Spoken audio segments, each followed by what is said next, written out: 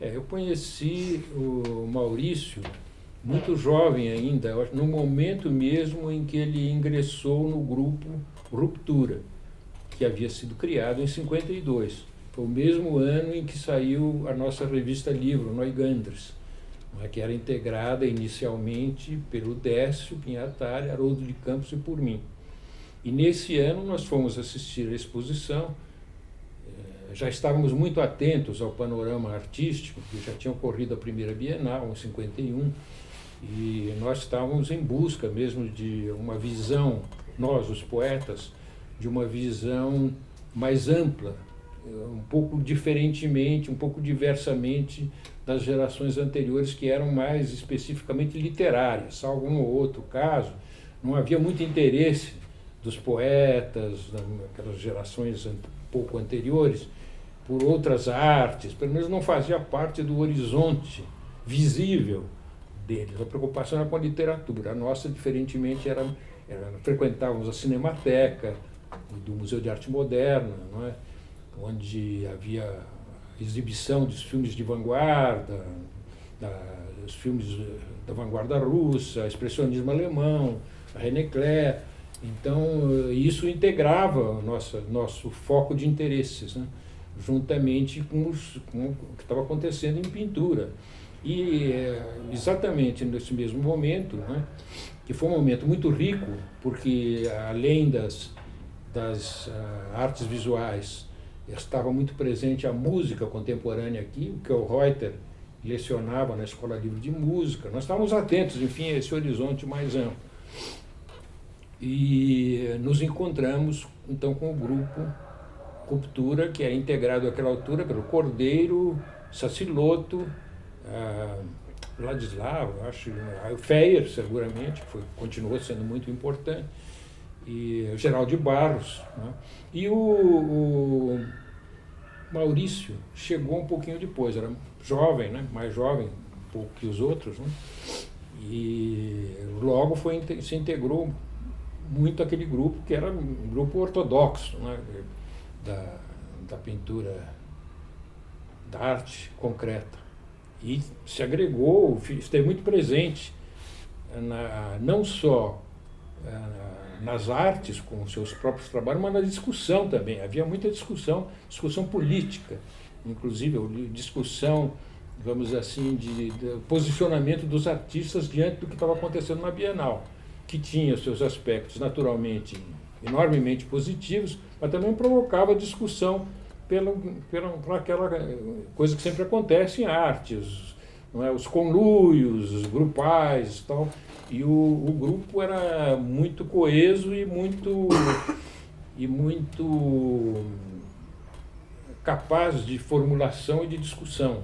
De modo que havia uma presença, não era um grupo recessivo, era um grupo que estava muito presente nas discussões todas da época. E o Maurício chegou nesse momento, integrou-se logo com muita facilidade ao grupo, e se identificou muito. Em primeiro lugar, num sentido mais amplo, que envolve o Maurício, mas também os outros, quando o grupo foi se solidificando, né, alguns que estavam presentes no início também já não sustentaram aquele radicalismo, que era característica muito específica do grupo. O que se podia observar era uma diferença muito grande entre o que ocorria aqui e o que ocorria no Rio. Os pintores do Rio eram mais lúdicos e mais intuitivos.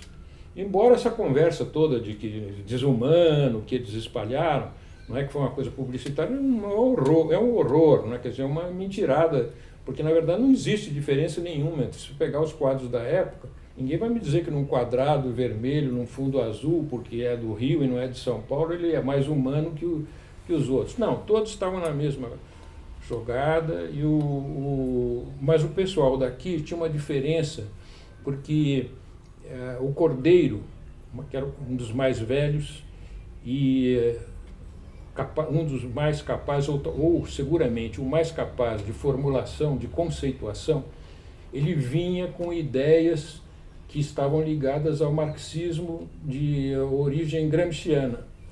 Então ele imprimiu, o grupo daqui foi muito diferente, porque os cariocas, ou Fala-se os cariocas, na verdade não são cariocas, né? Porque tem componentes raciais os mais diversos, né? Nos dois grupos, né? Muitos estrangeiros, vamos dizer assim, que fizeram parte dos dois grupos. Mas, enfim, aqueles que se localizavam mais no Rio, com aquela metáfora, não é, da praia, calor e tudo, o que acontece é que eles eram mais lúdicos. Alguns estavam interessados em questões psicológicas, tentando a Dona Nise, aquela coisa. Aqui em São Paulo, assim, a raiz ideológica era muito mais visível, né? Então, havia muitas reuniões com aqueles grupos do realismo socialista. O Cordeiro tentava convencer sempre os outros de que eles estavam errados, de que o caminho certo, enfim, para a sociedade mais justa, era aquela utopia construtivista que animava a todos. E o que eu me lembre, o Maurício se integrava muito bem também. Ele era arquiteto, ele se formou em arquitetura. Então, os arquitetos daqui tinham muito uma presença ideológica que ele se deu muito bem com esse tipo de conduta que o Cordeiro preconizava aqui para o grupo. Então, o grupo tinha marcadamente, pelo menos, um acento ideológico muito peculiar que não havia no Rio. Talvez isso fosse um dos motivos que, pelo menos, se não justificam, vamos dizer assim, foram usados para, enfim, apartar um pouco os dois quando houve a dissidência carioca. Mas, enfim, o Maurício se integrou muito nisso, porque ele tinha essa formação também ligada aos próprios fundamentos da cultura que ele tinha, como arquiteto. E uma coisa que se notabilizava claramente o Maurício, desde logo o Cordeiro chamava muita atenção por isso, era a colorística do Maurício. O Maurício usava a cor de uma maneira muito especial. Não é isso? E eu tenho, entre os meus quadros, ainda tenho esse, que é o... Como é que chama? Tem um nome até... Ele gostava de dar uns nomes diferentes também. Esse aí era elipsoide, né? Falava em elipsoide. Desenvolvimento especial do espacial... Do espacial elipsoide. Do elipsoide. Esse quadro é de 1954. É um dos primeiros produzidos já com uma consciência plástica muito grande, né? Você que é muito jovem, ele é um quadro de mestre, né? Esse quadro. E, felizmente ainda está comigo até hoje. Em 51, mais ou menos, o IAC do Bardo fez um concurso para escolher estudantes para um curso de desenho industrial. Ninguém sabia o que era desenho industrial naquele tempo. Até hoje, muita gente não sabe. De novo, desculpa, avião.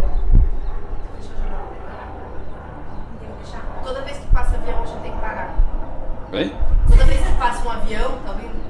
Toda vez que passa um avião, a gente tem que parar porque corta a sua voz. Eu falo que o avião do tempo do IAC. E outro dia a gente foi fazer uma outra entrevista e também passava avião. Aqui o caminho do aeroporto é aquela hora lá embaixo. A gente estava no Pacaembu também. Esse é o caminho dos aviões.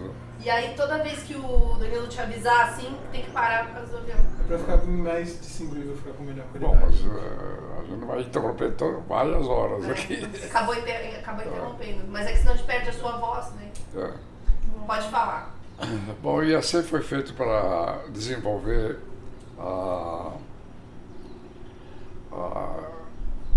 evolução do design aqui no Brasil, que não existia. O Bardi era muito ligado com a Lina Bobardi, que a Lina Bobardi também era de Milão, ela era muito conhecida nesse sentido de design. Ela aprendeu lá em Milão sobre isso aqui. Mesmo assim, eles quiseram fazer uma escola desse sentido. E o Bardi tinha um entendimento com Max Bill, que é o designer suíço, cara famoso, que eles resolveram fazer um curso de design aqui no Brasil, só com 30 estudantes, tá? E fizeram um edital convidando as pessoas interessadas a fazer. Acho que muitos estudantes vieram para fazer, principalmente da FAO, tudo isso, etc. Mas o Bard escolheu 30 estudantes. Entre eles estava o Maurício, estava eu, estava vários outros, Maluf, Andor Maluf também, né, tudo isso, etc. Estávamos juntos lá. Ludovico Martino também, sabe?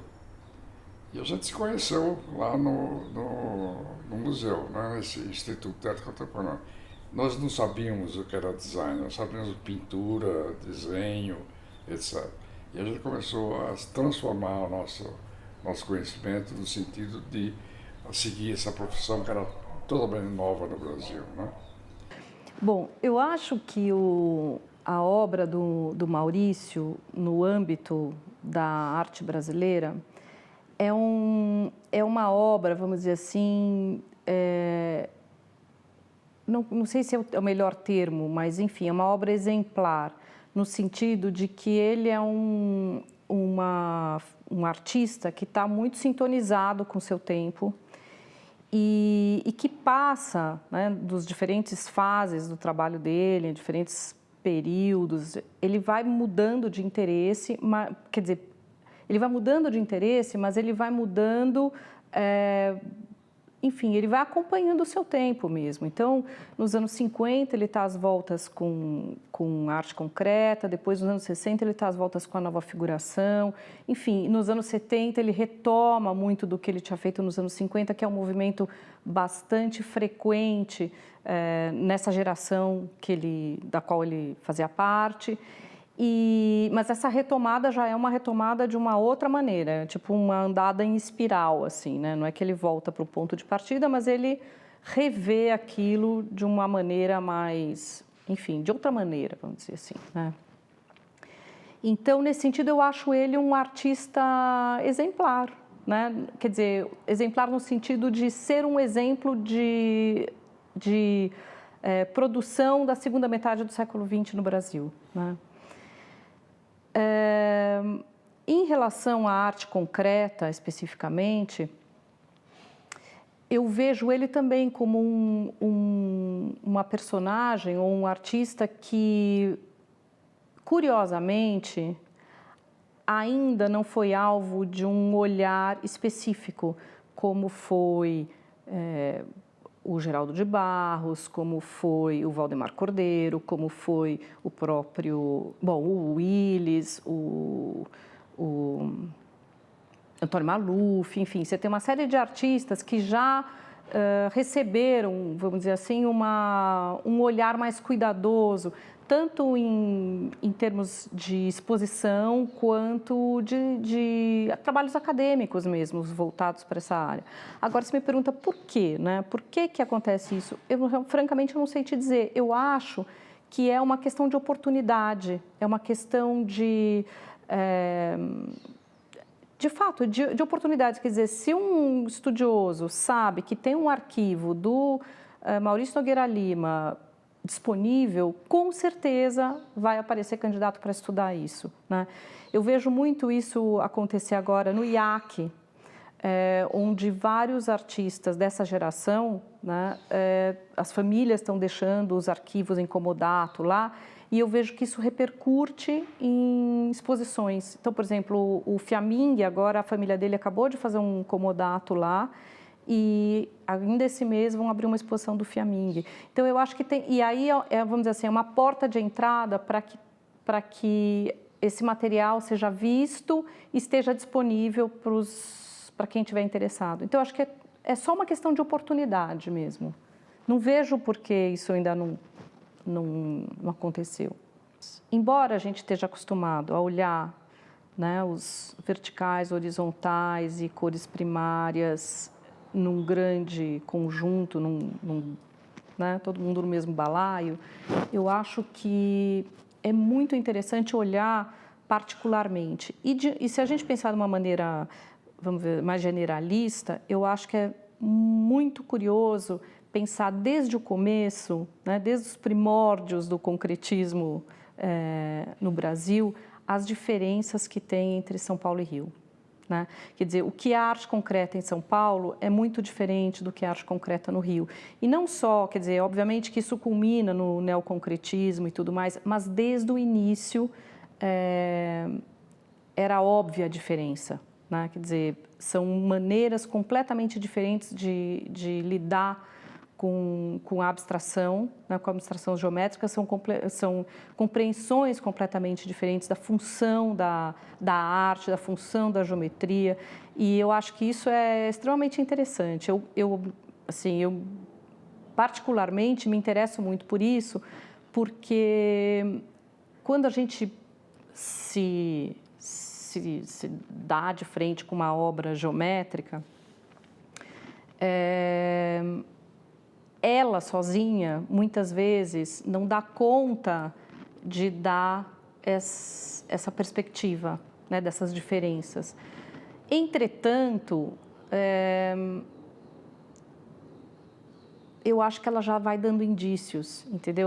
Ela mesma vai dando indícios. Quer dizer, eu acho que a gente tem que olhar a arte geométrica com calma, com cuidado, e não como, sabe assim, virando a página, falar assim, agora esse pôs vermelho e azul, esse pôs amarelo e verde. Quer dizer, não como figurinhas propriamente ditas, mas assim, realmente entender o que você está olhando, obra a obra, né? E eu acho que essa polarização, enfim, não sei se essa é uma boa palavra, mas enfim, essas diferenças entre São Paulo e Rio, elas são extremamente interessantes para abordar as respectivas produções. O Maurício Nogueira Lima, ele me chamou a atenção, no primeiro momento, por um trabalho específico dele, que é a obra No Entre a Esquerda, de 1964, que eu gosto, pertence ao MAN de São Paulo, e que eu gosto muito de lembrar que aquela obra está no MAN por uma operação minha, assim. Eu fiz muita questão que aquela obra fosse para um museu.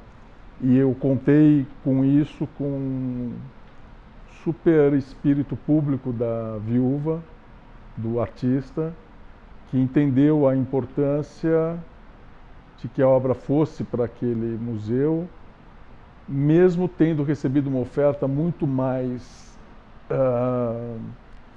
lucrativa, do ponto de vista financeiro mesmo, de um colecionador particular do Rio de Janeiro. Eu acho que ali foi uma bela associação de um desejo da curadoria do museu, do reconhecimento da importância dele, né, daquela obra específica, e a compreensão da proprietária, né, que entendeu o significado que poderia ter aquela obra para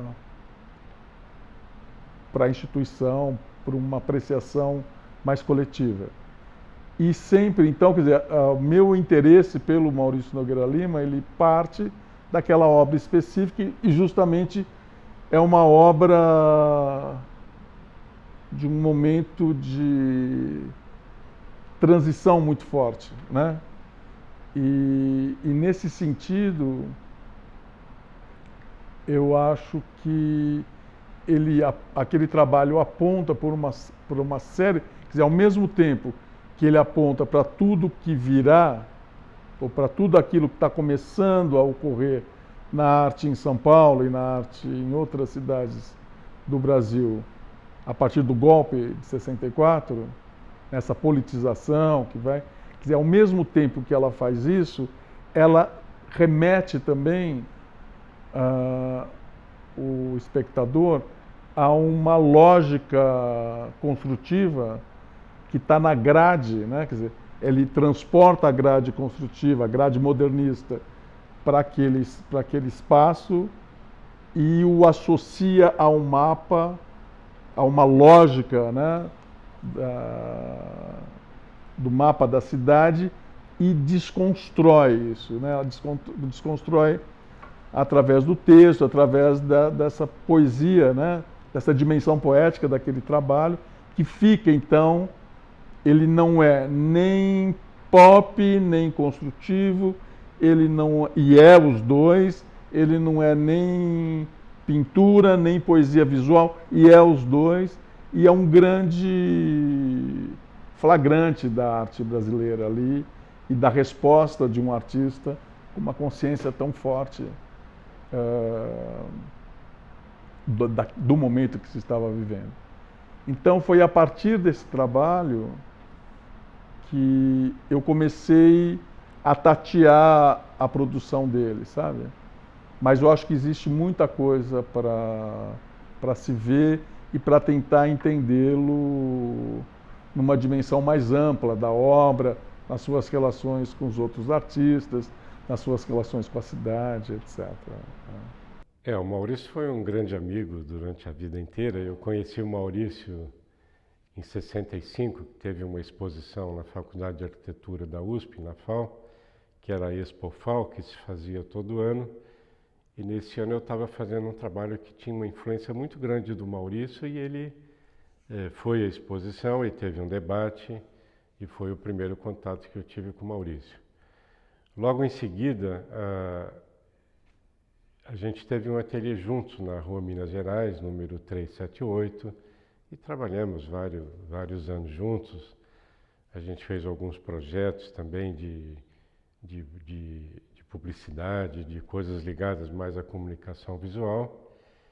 E sempre tinha um contato diário, a gente conversava muito. Eu tive uma influência muito grande da obra do Maurício, que a gente tinha uma afinidade muito grande, assim, primeiro pela formação de arquiteto, e segundo pela atitude que a gente tinha diante da arte, que era sempre um processo de pensamento, um processo mais racional, mais construtivo, de pegar uma forma, e ela nunca é isolada de todo o trabalho, ela sempre tem uma relação com as outras formas, e uma atitude bem construtiva diante da arte. Então essa é a grande afinidade que a gente teve no primeiro contato com o trabalho. O Maurício já fazia um trabalho mais ligado à nova figuração, e eu estava iniciando, fazendo uns trabalhos que eram O Bandido da Luz Vermelha, e uma série que eu fiz, que era um Garrincha, que a gente vendeu na saída do futebol. E a gente sempre teve essa atitude de fazer um trabalho assim que tivesse uma divulgação mais ampla também. A gente fez uma série de trabalhos para a Imurb, que eram ocupar algumas áreas da cidade com painéis ou com intervenções cromáticas que fossem ligadas ao meio urbano. E a gente o Maurício fez o Largo São Bento, que é uma beleza, que está lá, fez várias estações do metrô, isso um pouco depois, quer dizer, ligado ao mesmo projeto. Então existia essa intenção de fazer uma arte que não pertencesse só a um espaço fechado, mas que fosse uma arte pública, uma arte onde as pessoas vão ao encontro dela. Está passeando pela cidade e, de repente, você vê uma obra, vê uma intervenção que faz parte de todo o meio urbano. Então essa intenção era bastante clara, e o trabalho do Maurício, que era absolutamente, ele estudava a luz, como é que ia incidir a luz naquele edifício, que cor que ele tinha que utilizar, uma sutileza, assim, às vezes 2 tons de azul, que coincidia exatamente com uma sombra de uma determinada hora do dia, mas sempre com uma precisão e com rigor um rigor bem construtivo e muito específico, assim. Nós frequentávamos muito o Museu de Arte Moderna, as pessoas jovens, na década de 50. E lá a gente assistia a sessões de cinema, pelo Paulo Emílio Salles Gomes, que ele fazia sessões de história do cinema brasileiro, do cinema internacional, para a gente. Então a gente via as exposições do MAN, havia todo um entorno assim, e havia algumas pessoas que eram arquitetos, que tinham um casaco com uma abertura dos lados, todos meio assim, como é que eu posso dizer, muito arrumadinhos, um lenço bordô aqui no bolso, sabe? E eles frequentavam o Museu de Arte Moderna também. E tinham os arquitetos artistas também. Carlos Lemos, também era Cláudio Tosi, Maurício Nogueira Lima, Samuel Espírito, mas acontece que isso aí são da década de 60, mas já começaram a aparecer no fim da década de 50. Então, era muito arquiteto e que ao mesmo tempo trabalhavam, como é o caso também, não apenas Maurício Nogueira Lima, como também do Saciloto, que fazia esquadrias de janelas. São pessoas profissionais, como o Fiaming, que trabalhava em publicidade. Havia um entrosamento entre, digamos assim, a publicidade, o design, a arquitetura e as artes visuais, muito forte na década de 50. A arte, digamos assim, articulada com a sociedade industrializante ou industrialista que se formava em São Paulo. Era a época da construção de Brasília, era uma época da inauguração de Brasília, enfim. Era uma época que era muito exciting, muito excitante para os jovens que estavam pensando num país desenhado para o futuro, e era o Brasil. E o Maurício Nogueira Lima pertencia a essa pleiade. Ele também era arquiteto, como, digamos assim, o Carlos Lemos, como o Tosi, como todos eles foram professores depois da USP, e assim se desenvolveu a década de 50 inteira. Quando se dá a Revolução de 1964, ou o golpe de 64, o Maurício Nogueira Lima, também com outros artistas, até com o Valdemar Cordeiro, que era o grande líder do movimento concreto, mais rígido, mais assim, digamos assim, que dava as cartas aqui no meio artístico-cultural de São Paulo, se tornou, também passou para a figuração, para falar um pouquinho da sociedade. Eu acho que foi 78, que daí eu fui convidado para dar aula em Santos, na Faculdade de Arquitetura e Urbanismo lá em Santos. Fui convidado, eu tinha colegas, o Vivaldo Tsukumo e a Odileia, que eu conhecia pouco, Odileia Toscano, e eu, como sempre gostei de falar um pouco, já tinha uma certa prática, eu dava aula numa escola de fotografia, eu fui dar aula em Santos. É aí que eu conheci o Maurício, né? E daí conheci bem, porque nós convivemos 10 anos nesse período, até 88, indo toda quinta-feira para Santos, dar aula. E era um dia, acho que todos nós, assim, achamos o máximo, porque todos em paz com a família, com a mulher, essa coisa toda, mas quinta-feira era o dia do recreio, entende? Que era uma turma muito bacana, né, que incluía o Maurício, a Odileia, o Vivaldo, o Eduardo Jesus Rodrigues, né, a Tina Naruto, e a gente fazia um rodízio, a gente ia de carro, cada quinta-feira era o carro de um e de outro. E muitas vezes o mais divertido era quando a gente saía a partir da casa do Maurício, né? E ele sempre muito brincalhão, quer dizer, o Maurício realmente é uma pessoa assim, o que tem de maravilhoso na irreverência de não se levar a sério, né? Como acho que é uma regra geral, né? Eu digo isso de não se levar a sério, fica parecendo com uma irresponsabilidade, não. É que uma vez eu estava tive a oportunidade de presenciar uma conversa entre o Antônio Cândido e o José Mindlin a respeito do modernismo, né? E o Zé Mindlin era uma pessoa muito mais aberta e tal, o Antônio Cândido uma pessoa muito reservada e tal, até que ele se soltou, né? Eles estavam comentando a respeito de alguém, eu assim, essa pessoa se leva muito a sério, né? E que é um defeito, realmente você precisa estar aberto, né? E ter autocrítica, essa coisa toda. Então, eu lembro que na casa do Maurício sempre a gente tomava, não, poderia ser um absurdo hoje em dia, mas naquela época não era, né? A gente tomava um esquinho antes de partir para Santos, né? Ele muito brincalhão, servia aqueles repolhos e bruxelas, que ele chamava de porrelinhos, né? Então a gente morria de rir com o Maurício, realmente era uma pessoa assim que falava coisas engraçadas, interessantes,